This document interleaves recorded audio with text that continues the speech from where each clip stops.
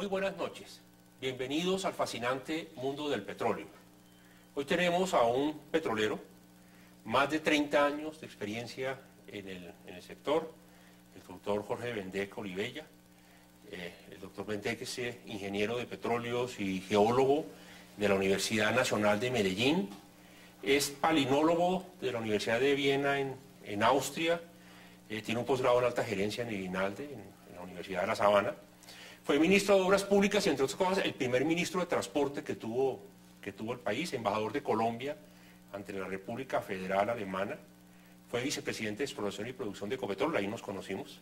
Profesor universitario, investigador, columnista, articulista, bueno, en fin, un verdadero experto. Desde el año 2005 dirige la Federación Nacional de Biocombustibles de Colombia. Bienvenido, doctor Vendek. Muchísimas gracias, doctor Martínez. Muy complacido de estar aquí con usted. Hablemos entonces de los biocombustibles. Colombia, con base en una política gubernamental en el mercado de los combustibles, diversificó su canasta de combustibles líquidos con el ingreso del gas natural vehicular y también de los biocombustibles, el etanol y el biodiesel. ¿Por qué Colombia toma esa decisión? ¿Qué ventajas tiene que estemos consumiendo biocombustibles en el país? Es una pregunta sumamente importante. En el año 1999 empezamos nosotros a proponerle al Gobierno Nacional y al Congreso de la República la utilización del etanol carburante en Colombia. Las razones fueron tres. La primera, que en aquellos momentos, como hoy, teníamos reservas de petróleo para 6 años largos. Y consideramos algunos que si nosotros proponíamos una nueva fuente de recursos energéticos, como son el etanol, como era el etanol o como es el etanol, pues así le podríamos asegurar al país que en caso de perder la autosuficiencia, pues teníamos algo con que reemplazar el petróleo y sus derivados que tanto le costaron a Colombia en los años 70. Sí. En ese momento, Colombia tuvo que importar en esos 10 años de pérdida de autosuficiencia más de 5.000 millones de dólares, cuando el dólar valía 10 veces más que hoy y que todavía los estamos pagando. Entre el 75 y el 80. Exactamente. Pero consideramos nosotros que el etanol combustible, que se había propuesto ya desde 1943... podría ser un sustituto de la gasolina. Para los derivados del petróleo, para la gasolina y el diésel fósil. Correctamente. El Congreso aceptó ese primer argumento.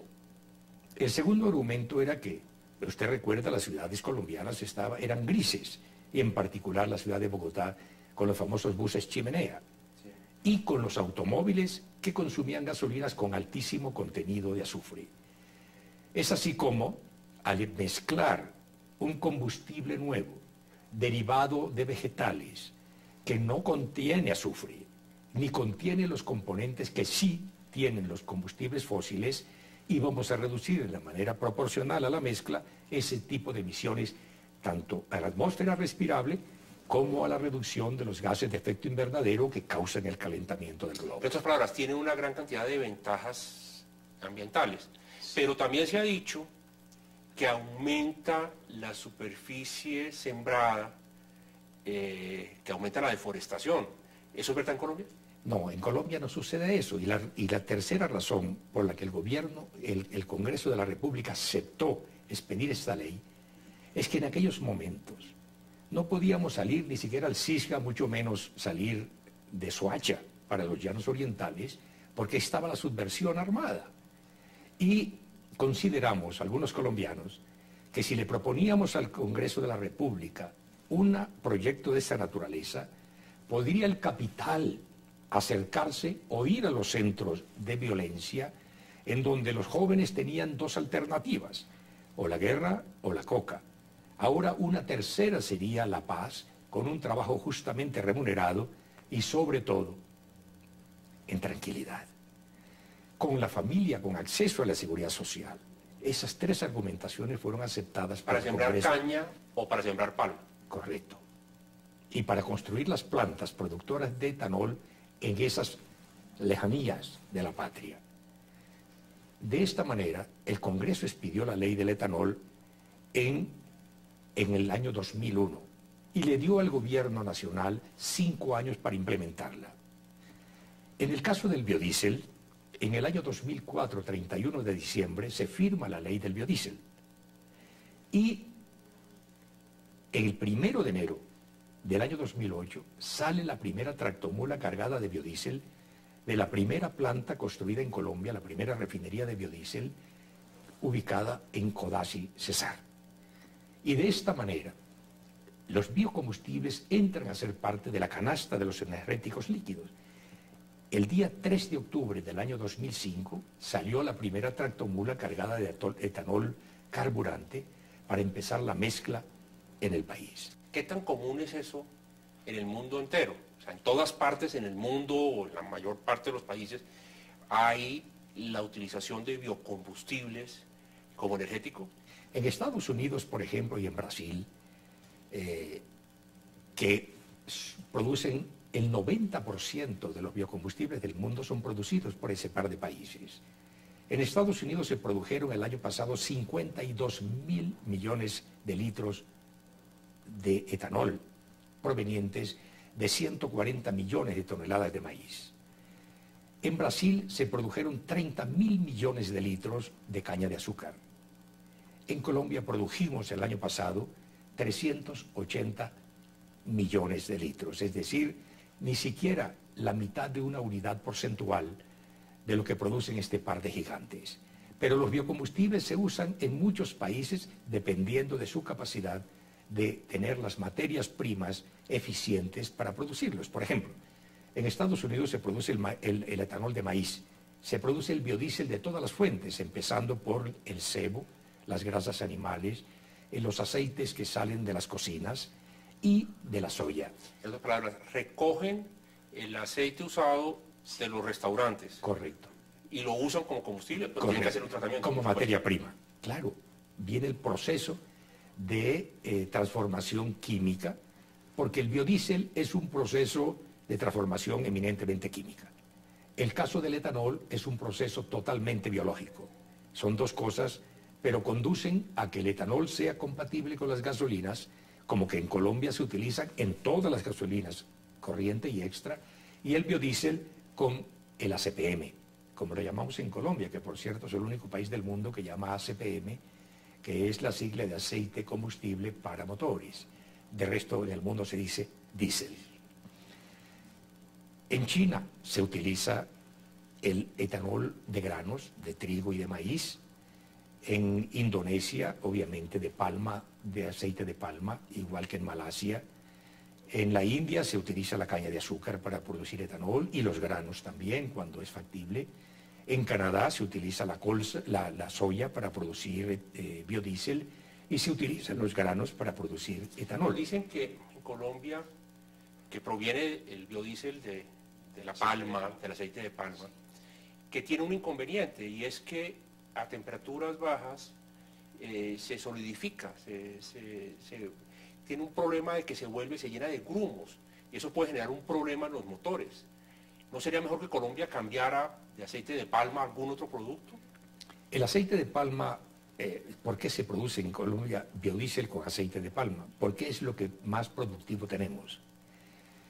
Nosotros producimos mucho más por hectárea año que lo que produce la soya, por ejemplo, o que lo que produce la colza. De tal manera que nosotros estamos seguros de que la materia prima por excelencia para producir biodiesel en Colombia, en Malasia, en la franja tropical, sí, es el aceite de palma. Pero, evidentemente, el aceite de palma se solidifica por debajo de los 13 grados centígrados. Sin embargo, una mezcla de 10% o de 15% de ese aceite de palma encuentra la magia de que mezclado con el aceite diésel no le pasa eso. Ocurre sí que hay un gran enemigo tanto de las mezclas de etanol con gasolina y del biodiesel de palma con el ACPM, es el agua. Hemos hecho con el Ministerio de Minas una tremenda campaña entre mayoristas, minoristas, los bomberos de las estaciones, para enseñarles cómo manejar ese combustible ultramoderno como es el biodiesel o el etanol, con los combustibles fósiles. Y se ha reducido de manera radical el problema de esos grumos que usted menciona. Sí. De tal forma que nosotros creemos que todo es un problema de manejo y así se está resolviendo. En los primeros 3 años de la aplicación recibimos 23 reclamos de todo el país. Hoy en día nos llega a veces un reclamo, como el que nos acaba de llegar de Ipiales, y mandamos inmediatamente nuestra dirección técnica con la universidad que nos respalda y los productores a averiguar qué es lo que está pasando. Encuentran ellos que el problema no tiene nada que ver con el biodiesel, que es ultra puro en Colombia, sino tal vez con otro combustible que pudiera no ser suministrado por Ecopetrol, sino que pudiera estar llegando de otras fuentes que pudieran no ser de la calidad que Ecopetrol, con la que Ecopetrol produce sus combustibles, que son perfectamente calificados como de los mejores que existen. Entonces se pudiera decir que el consumidor colombiano puede estar tranquilo en cuanto que la calidad de los biocombustibles que se venden en Colombia no le va a generar problemas a sus motores. Inclusive le quiero decir esto que me parece de la mayor importancia.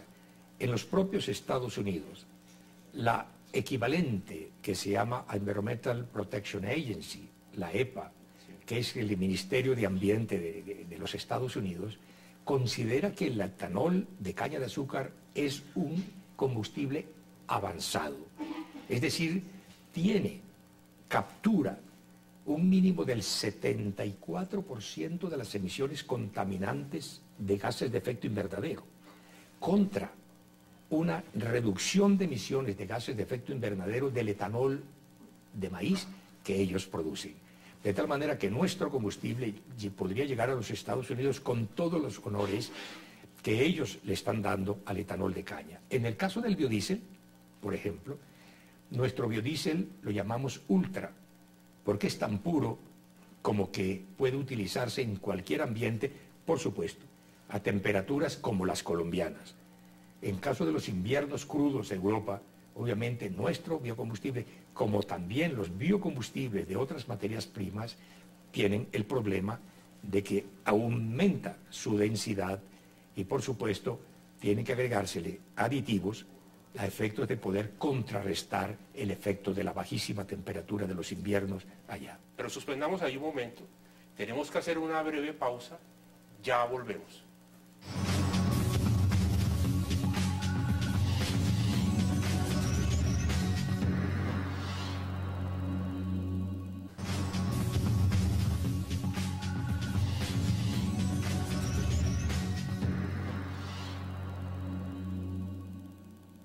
Bienvenidos de vuelta acá en el mundo del petróleo con el doctor Jorge Vendek. Usted planteó que los biocombustibles entraron en el país hace ya un poco más de una década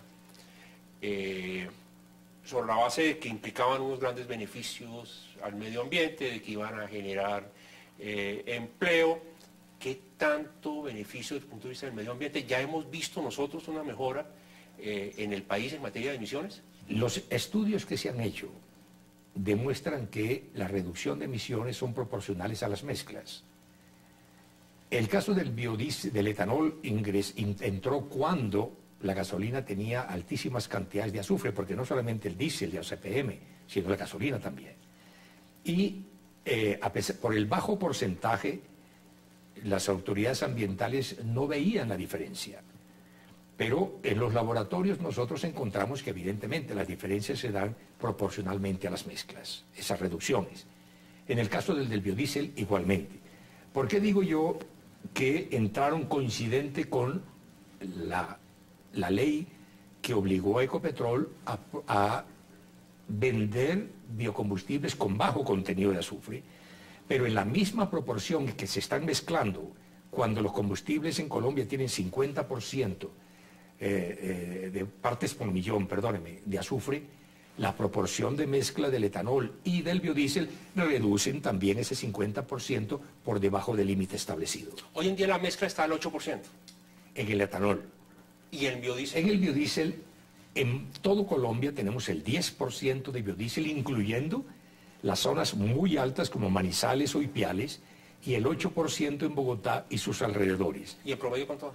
9,2% que reemplaza el ACPM en Colombia. O sea, de cada galón de gasolina, 8% es alcohol, y de cada galón de diésel o de ACPM, el 9,2 es el biodiesel. Promedio, sí, sí. Ahora, dicen los fabricantes de motores que no dan garantías sobre la mezcla, porque el gobierno había planteado que la mezcla debía llegar al 20%. Pero los fabricantes de motores de los automóviles están diciendo que ellos no pueden dar garantías sobre esas mezclas. En el caso del biodiesel, ellos dicen que Europa tiene unas tablas donde pone un límite del 7%. Como hablábamos en privado, obviamente esas son limitaciones de índole política. Simplemente Europa no tiene más capacidad de producción que el 7%. En cambio, nosotros hemos probado en Colombia, has hecho pruebas de larga duración, por ejemplo con Transmilenio, que recorrimos 1.200.000 kilómetros con mezclas del 10 al 50%, encontrándose resultados extraordinarios sin un solo reclamo. Y podemos asegurar que eso fue así porque Transmilenio, en las pruebas, los motores fueron garantizados de que si tuviesen algún daño, cubriríamos los daños. En Brasil, la mezcla de alcohol, de hecho, entiendo que el consumidor puede escoger la cantidad de alcohol, la mezcla con el porcentaje con la gasolina.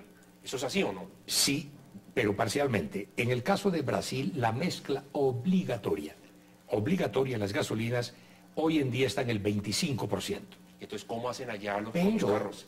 Pero, con ese milagro que tienen esas mezclas, permiten que el usuario diga, colóqueme a mí tantos galones más de etanol, porque hay estaciones de servicio, 43.000 estaciones prestan ese servicio. ¿Pueden poner el 100% de alcohol? Le pueden poner el 100% de etanol. Pero entonces, ¿por qué los fabricantes de carros dicen que no pueden tener más del 20%? Dicen que no más del 10%. Ah, dicen que no más, peor. En el caso del etanol. En el caso del etanol. Los carros europeos de alta gama dicen que no. Nosotros hemos comprobado aquí carros americanos, carros japoneses, carros europeos con el 20% de etanol y parecen aviones. Ellos reconocen que son buenos los carros, pero nuestra política nos limita al 10%. Como usted ve, es un tema de políticas, pero no un tema de calidad de sus motores. Hemos comprobado, hemos hecho carreras, 400.000 kilómetros, acabamos de terminar con 4 vehículos Chevrolet, donde se desarmaron los motores, se cortaron las piezas para determinar desgastes, etcétera, cero.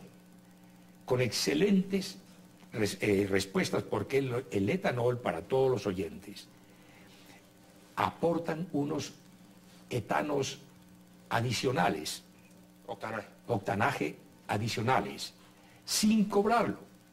Por ejemplo, la gasolina corriente recibe casi 4 octanos adicionales, que ha hecho que en algunas estaciones ya no se venda gasolina extra, porque la mezcla con etanol permite... Eso le mejora la eficiencia... La combustión de los vehículos, sí. Rinde más. Rinde más. Ahora, pero dicen que el producto colombiano, los biocombustibles colombianos son mucho más costosos que en otros lugares en el mundo. Claro. Es más, hay quien afirma que el alcohol traído a puerto colombiano de maíz cuesta menos que el etanol producido en Colombia. Es verdad, es verdad.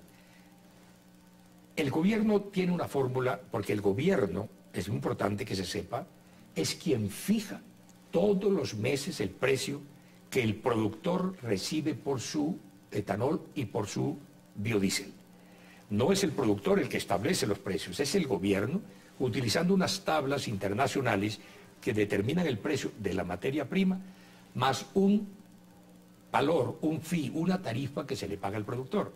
De tal manera que los productores de biocombustibles no somos sino maquiladores de materias primas que compramos en el mercado al precio de mercado.